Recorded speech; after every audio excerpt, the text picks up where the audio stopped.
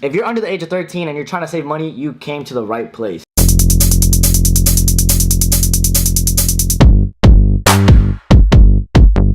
Hey yo, what's good? It's your boy Stickers. Welcome back to the channel. If you guys are new here, make sure to hit the subscribe button and support this channel because we are trying to get to 30,000 subscribers by the end of this month. Also, while you're down there, you might as well give this video a thumbs up. The reason I decided to make this video, and I know it doesn't target all my audience, is because there is a lot of people leaving comments saying that they can't afford the sneakers that they want because it's too expensive, but there is a way for anybody to make money. And this video specifically targets kids because it's way easier for them to do these tips than it is for a teenager or an adult to do them, which I will make different videos for different age groups. So anyways, that's enough talking. Let's get right to it. So tip number one, you have to have some sort of income. Doesn't mean you have to have a job, you just have to have some sort of income from somewhere, it doesn't matter how. And the first way to do that, especially as a kid, it's the easiest way, is ask your parents for an allowance. It is really not that hard. It doesn't even have to be a huge allowance. You can literally ask them for like $5, $10, $20 at most a week, but don't just ask them for it without doing anything around the house. Do something around the house so they feel like you deserve the money. You can do little things such as laundry. All you gotta do is grab the clothes, put some detergent in there, maybe softener if you have some, and then all you gotta do is wait an hour and then put the clothes from the washer to the dryer, and that's it. If you want to go the extra mile and fold it, you can do that as well, and I'm pretty sure your parents will not mind giving you money for that. Another little thing you can do is take out the garbage. I'm pretty sure everybody has at least 2 garbage days out the week. All you gotta do is take the garbage from the house, put it in the garbage can in your garage or outside, wherever your garbage can is, or maybe take it to the dumpster, which is even easier because you don't have to take the garbage cans out on garbage day. All you have to do is constantly just take the garbage out to the dumpster. If you have a garbage truck that passes by your house, then all you gotta do is take out the garbage cans. It's really not that hard. You're not even doing a big job. You're literally taking 10 minutes in total for each of these tasks. And to get paid your allowance, it's honestly worth it. One other thing you can do to get paid from your parents as a kid is to get paid for your grades. So pretty much make a deal with them, ask them if they can give you some money if you do get good grades on your report card. I remember when I was in school, me and my mom made a deal that for every A that I got on my report card, I would get $20 for each of them. And that actually does stack up as a kid because you guys get report cards like every 8 to 9 weeks, which is quarterly. As far as college students go, we get report cards pretty much every semester, which is every 16 weeks. And now I don't get an allowance anymore. I pretty much just work for my own money. Another thing you can do is clean the bathroom, which is a little bit of a hassle. I wouldn't put myself in there as a kid. Like I knew when I started cleaning the bathroom, I really didn't want to do it. And even until I moved out, I was cleaning the bathroom. I wasn't getting paid for it. I just had to do it as a chore around the house. If you guys are willing to do that for an allowance, be my guest. One thing you guys have to remember is that you guys are kids and you guys can't physically work out in the real world. So any income at your age really helps, especially when you're going to be saving it or investing it, which is what I'm going to get into in tip number 2. So as a kid, when you have money, it's easy to be spent because you don't know how valuable it is in the real world, and there's always going to be things that you want. And as a kid, I know it's harder to control yourself and not buy things off impulse, such as candy, snacks, or little toys here and there, but you guys have to keep your eyes on the prize. And for my viewers, you guys are most likely sneakerheads, or you guys just like fashion and you guys want to buy this shirt, this clothes, and in order to do that, you have to save your money. You can't be spending it because if you spend it, you're not going to have the money to buy the things that you really want. And that's something that I learned this year, and I learned to input it into my mentality so I can have a better future and have the things that I want later on in life. And like I said, the same thing applies to you guys, just on a smaller spectrum. Moving on to tip number 3 is to invest your allowance. As a kid, it's way easier to invest your money than it is when you're older, because when you're older, you have bills to pay and it's harder to have money to invest in. And if you're a kid and you don't know what investing is, it's pretty much putting your money towards something to make you more money. So for example, something that you guys can do, which I noticed a lot of people were doing in my middle school, sell candy, sell little things at your school.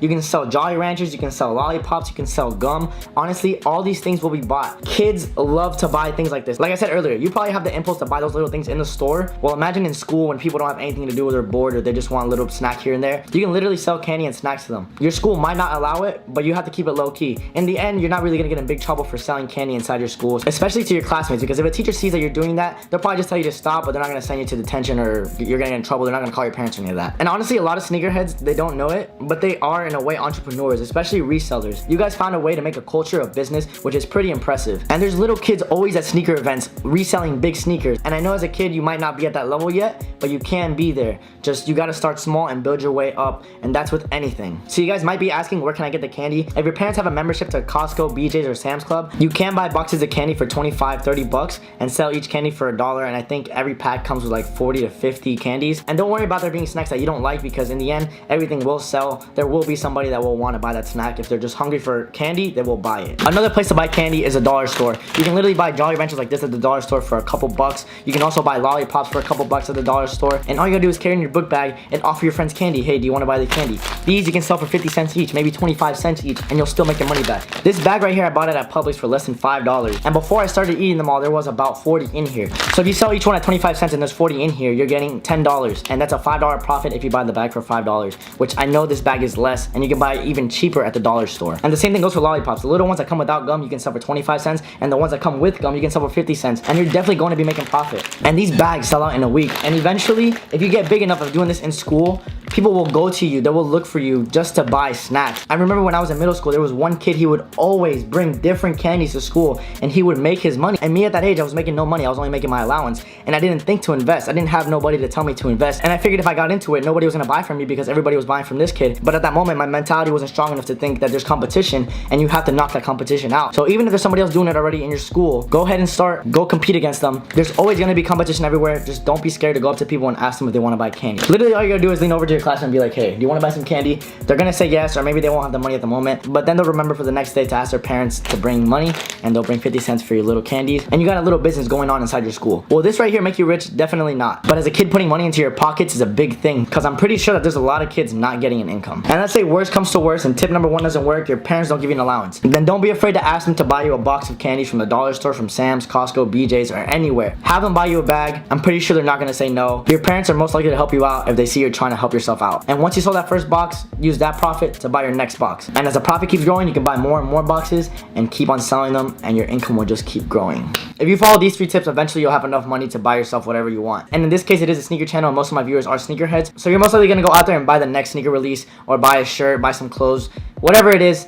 I recommend you don't do that. I personally recommend that you buy that next hype sneaker release and you resell it, because that resell is gonna come quicker. Those 40 bucks that you profited in 2 weeks by selling candy, you made that profit in a weekend by selling a pair of sneakers. And that's gonna drive you to keep reselling. And honestly, reselling is one of the easiest ways to make money as a kid because there's not much you can do. You can't work. You really can't invest in other things other than buying things and selling them. And one bonus tip, which goes for anybody, not just for kids, only spend the money on something if you have 5 times the amount of money. So these sneakers right here were $300. If I multiply that times 5, that's $1,500. That means I needed to have $1,500 in the bank to buy these pair of sneakers to still be comfortable. Because if I spend $300 out of $1,500, I'm still gonna have $1,200 and I'm perfectly fine with that. Like, it really does not affect my pockets that much. It's only taking out 1/5 of what I already had. Anyways, guys, if you're a kid watching this or a parent or whoever is watching this video up to this point, I really hope you guys did enjoy it. And if you guys did, please give the video a thumbs up if you guys did like these tips. I really hope it helps you guys, especially for the kids out here watching. I hope you guys don't just watch this video and not do anything with it. I want you to guys take away from this video, implement it into your life, and go out there and actually save your money. You will be glad you did it, so make sure you go out now, go talk to your parents. As soon as you click off this video, go out there and ask your parents for an allowance. Go ask them for 5, 10 bucks, 15 bucks, 20 bucks, whatever you think you deserve. Anyways, that's it for today. I'll see you guys in the next one. Make sure that you guys keep grinding. It's your boy Stinker signing out.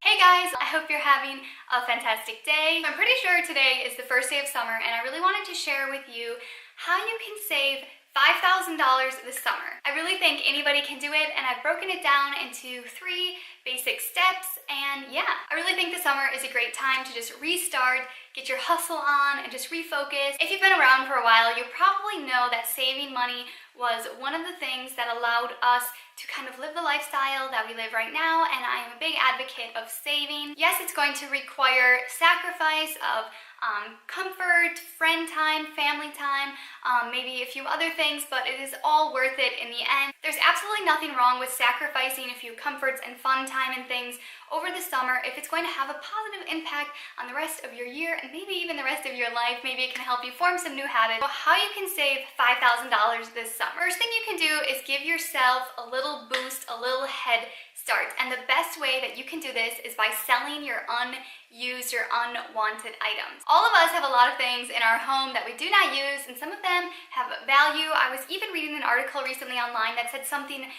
along the lines of your average person has $1,500 worth of unused items in their house. So liquidating all that stuff and giving your savings account a good head start is a good way to get your savings journey this summer going. Some examples of things you can clear out and sell: clothing, shoes, handbags, jewelry, electronics, old cell phones, old cameras, old computers, kitchen gadgets. Do you have sporting goods equipment that you do not use, like a treadmill in your basement or extra bikes in your garage? Furniture is also a good one. You could clear out the unused furniture. That is something that sells really well. And anything else you can think of, whether that's hair tools like curling irons, straighteners, artwork on your walls. All of us have things laying around that we can sell. For this video, let's do 2 scenarios. Say you don't own a lot of valuable items right now. I think pretty much all of us can come up with $500 worth of stuff that we can sell. So we'll say on the low end, you can sell $500 worth of stuff, and on the high end, let's say $1,500.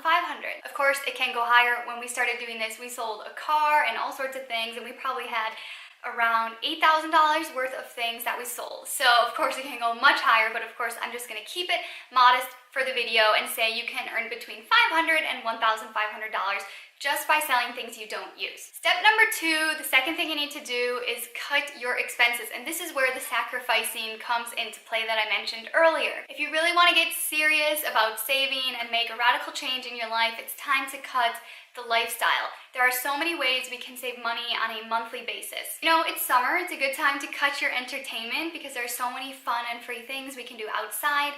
So if you're used to going to the movie, going shopping, all this kind of stuff, try swapping that and spend your free time going for walks outside, going to the lake, doing fun and free activities. Also, if you're used to going out to eat, you can of course always cut that. That is a big one. I know for my husband and I, that was a huge one. We were spending so much money every month going out to eat, and pretty much now we exclusively cook at home, and that saves us so much money. Other monthly expenses you could cut could be your cable. If you don't use it, you can turn it off, or if you just want to take the plunge and just make the sacrifice and you think you can do without it, you can cut your cable. You can lower your cell phone plan, reevaluate. Are you paying too much?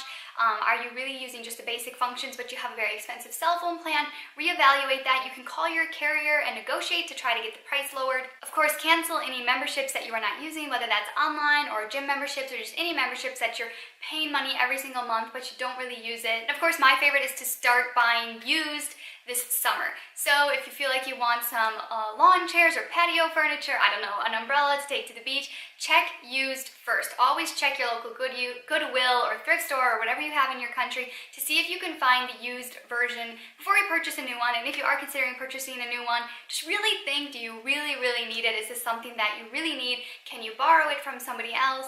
Or what are your options? Can you do without it perhaps as well? So my personal estimations for this one are that really anybody can save $100 a month by making some lifestyle changes, cutting your expenses, and I think on the high end you can save upwards of $400 a month if you are currently spending a lot on lifestyle things like entertainment and going out. So again, for the purpose of the video, on the low end you can save $100 a month cutting your expenses, and on the high end, let's say $400, but of course it can go higher if you want to get really extreme. Okay, you sold your unused stuff, you cut your expenses. The third thing that you're going to have to do is most likely get a part-time job or find another way to increase your income. Maybe you want a new job completely, but for the purpose of this video, something that I feel kind of everybody can do right now is getting extra work. So find yourself a nice part-time job. It's summer in most places of the world. Summer is high season, so there are all sorts of industries that are hiring people like crazy right now.